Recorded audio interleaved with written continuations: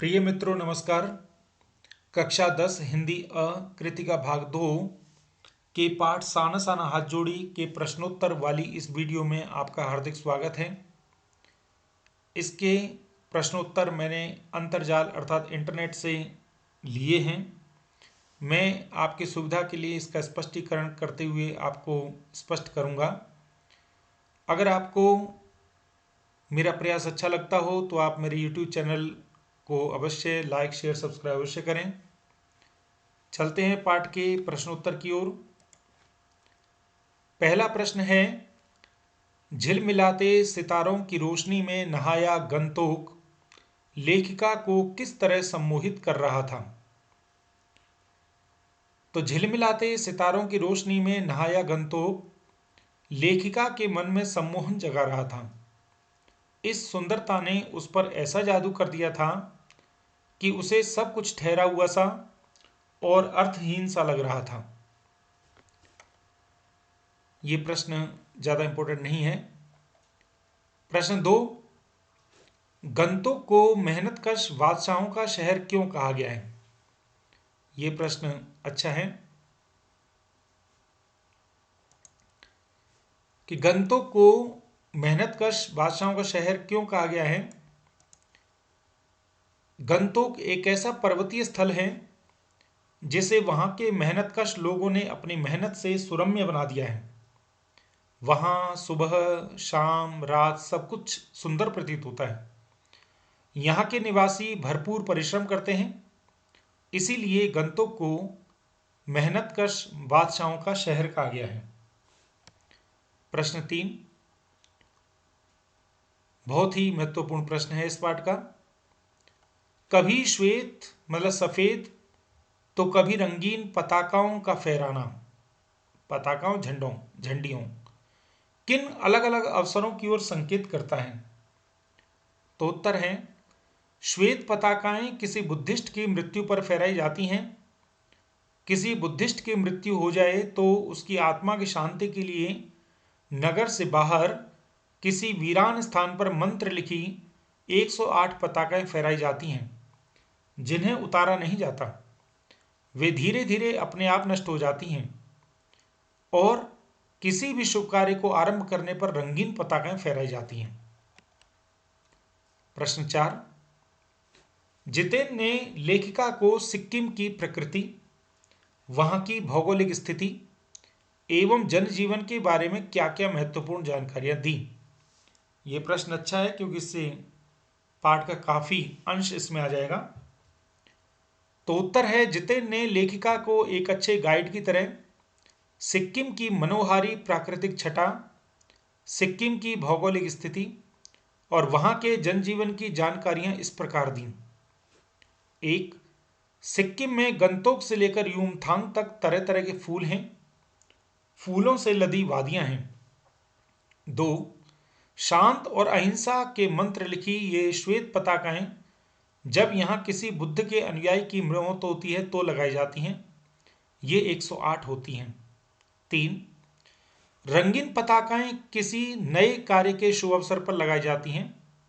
4, कवि लॉन्गस्टॉक यहां guide film की शूटिंग हुई थी। 5, यह धर्म चक्र है अर्थात प्रेयर व्हील, इसको घुमाने से सारे पाप धुल जाते हैं। 6, यह पहाड़ी इलाका है, यहां कोई चिकना चरबीला आदमी नहीं मिलता है। 7, नार्गे ने उत्साहित होकर कटाऊ के बारे में बताया कि कटाऊ हिंदुस्तान का स्विट्जरलैंड है। 8, यूमथांग की घाटियों के बारे में बताया कि बस 15 दिनों में ही देखिएगा पूरी घाटी फूलों से इस कदर भर जाएगी कि लगेगा फूलों की सेज रखी हो। प्रश्न 6, लॉन्ग स्टॉक में घूमते हुए चक्र को देखकर लेखिका को पूरे भारत की आत्मा एक सी क्यों दिखाई दी। यह भी अच्छा प्रश्न है।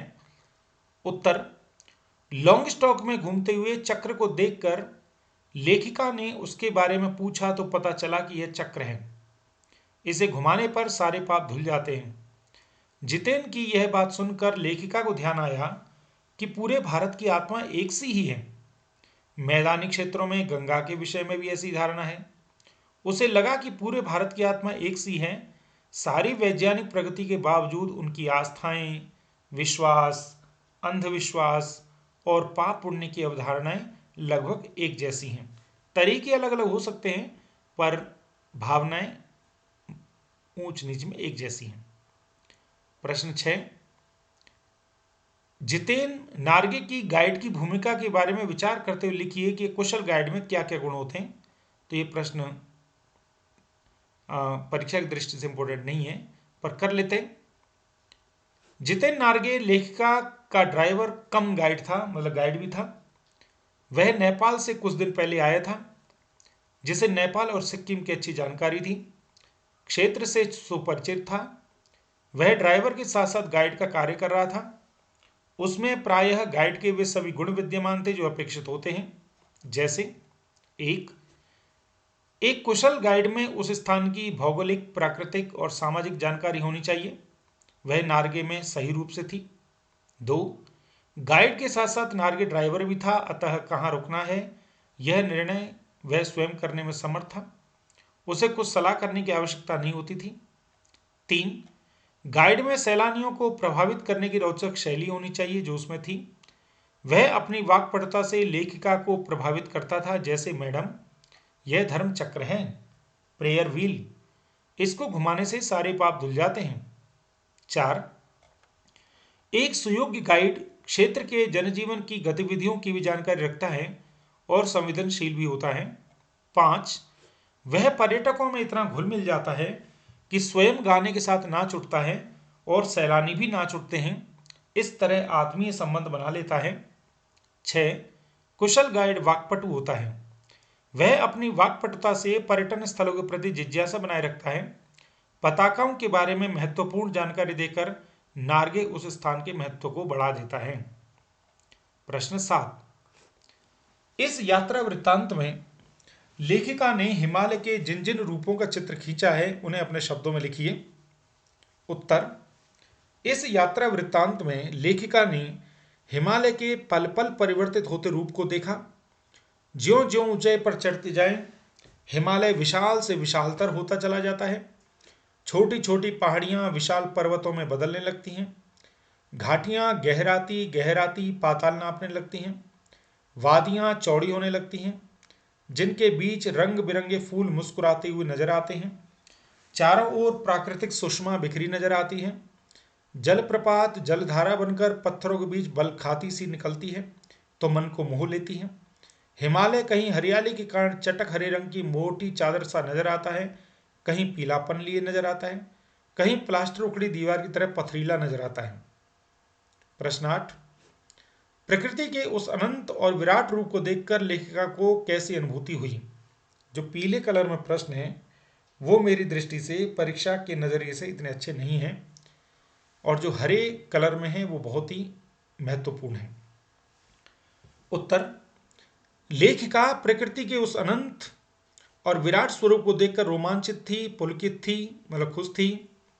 उसे आदिम युग की अभिशप्त राजकुमारी सी नीचे बिखरे भारी भरकम पत्थरों पर झरने के संगीत के साथ आत्मा का संगीत सुनने जैसा आभास हो रहा था।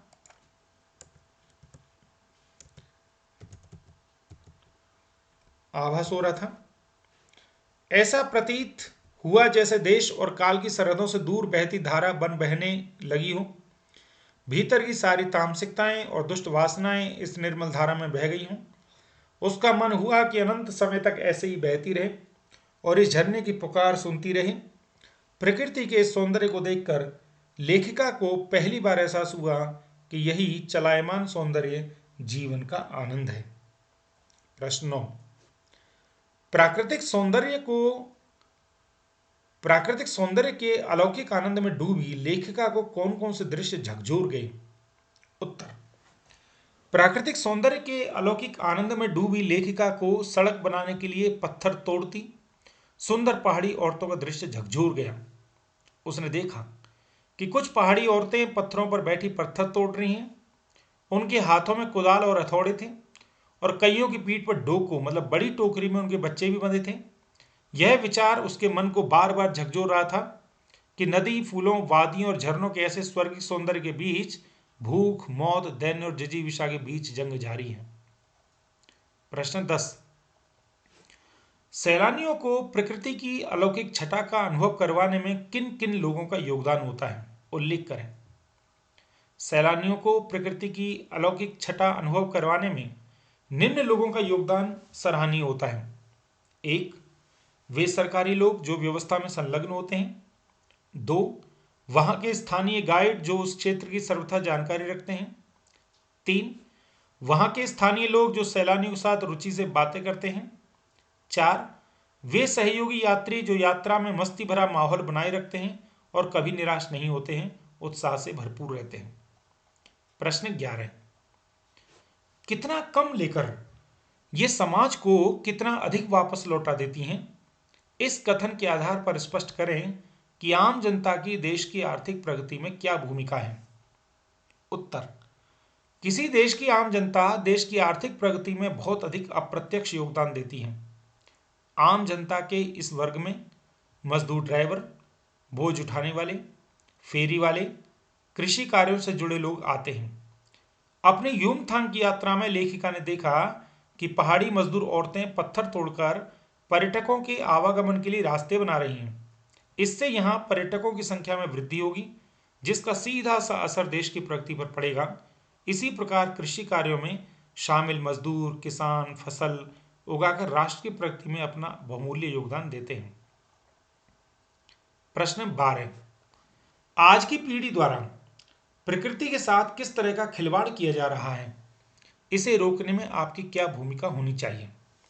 उत्तर, प्रकृति के साथ खिलवाड़ करने के क्रम में आज पहाड़ों पर प्रकृति की शोभा को नष्ट किया जा रहा है, वृक्षों को काटा जा रहा है, नगरों का, फैक्ट्रियों का गंदा पानी पवित्र नदियों में छोड़ा जा रहा है, सुख सुविधाओं के नाम पर पॉलिथीन का अधिक प्रयोग और वाहनों के द्वारा प्रतिदिन छोड़ा धुआं पर्यावरण के संतुलन को बिगाड़ रहा है।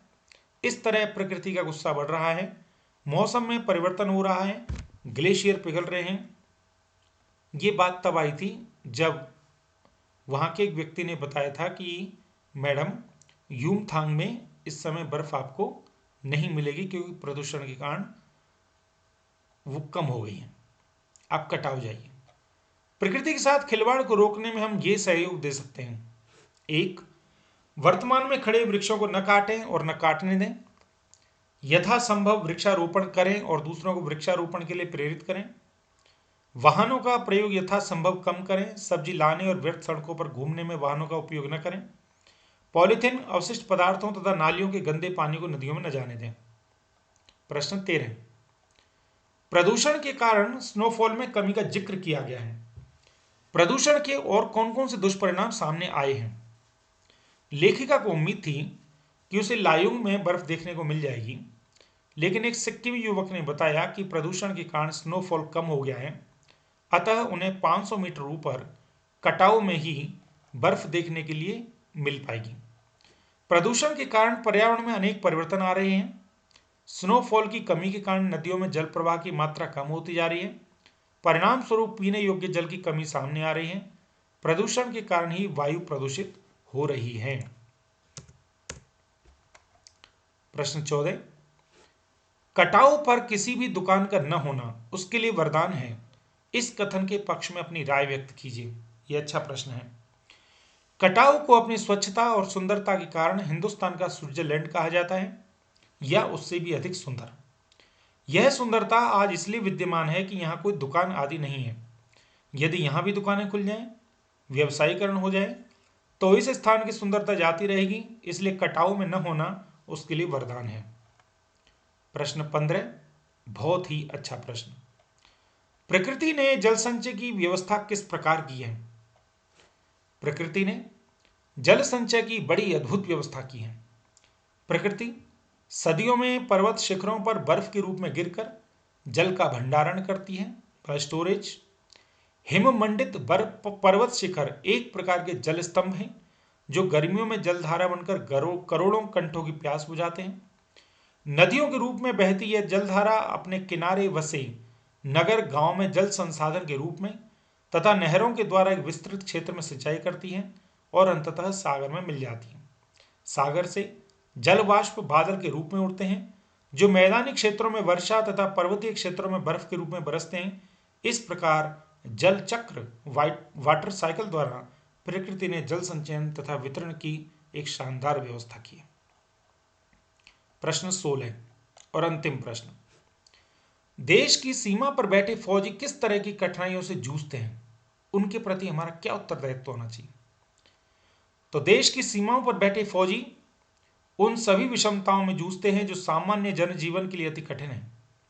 कड़कड़ाती ठंड, जहां तापमान माइनस में चला जाता है,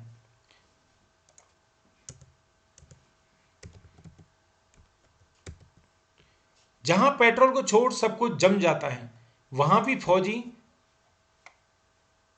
तैनात रहते हैं। उनके प्रति हमारा दायित्व है कि हम उनका सम्मान करें, उन्हें देश की प्रतिष्ठा और गौरव को अक्षुण्ण रखने वाले महारथी के रूप में आदर दें, उनके और उनके परिवारों के प्रति सम्मानीय भाव तथा आत्मीय संबंध बनाए रखें। तो प्रिय मित्रों, इस पाठ के जो कुछ महत्वपूर्ण प्रश्न हैं वो ये हैं कि मेहनतकश बादशाहों को शहर क्यों कहा गया है, रंगीन और सफ़ेद पताकाएं का क्या अर्थ है, और सिक्किम की भौगोलिक परिस्थिति जनजीवन कैसा है, घूमता हुआ चक्र में एक ही आत्मा क्यों दिखाई देती है, जो महत्वपूर्ण प्रश्न है। लेखिका को कौन कौन से दृश्यों ने दुख दिया, कितना कम लेकर इस समाज को कितना अधिक वापस लौटाते हैं, आज की पीढ़ी द्वारा प्रकृति के साथ कैसे छेड़छाड़ की जा रही है, कटाव पर दुकान न होना वरदान क्यों है, प्रकृति की जल संचय व्यवस्था। तो इस प्रकार से आपको मैंने इस पाठ के प्रश्नों के उत्तरों को समझाने का प्रयास किया है। अगर आपको मेरा यह प्रयास अच्छा लगा हो तो आप मेरे YouTube चैनल वेद प्रकाश घर को लाइक शेयर सब्सक्राइब अवश्य करें। आपका सुझाव सदैव आमंत्रित है। आपका बहुत बहुत धन्यवाद। जय हिंद।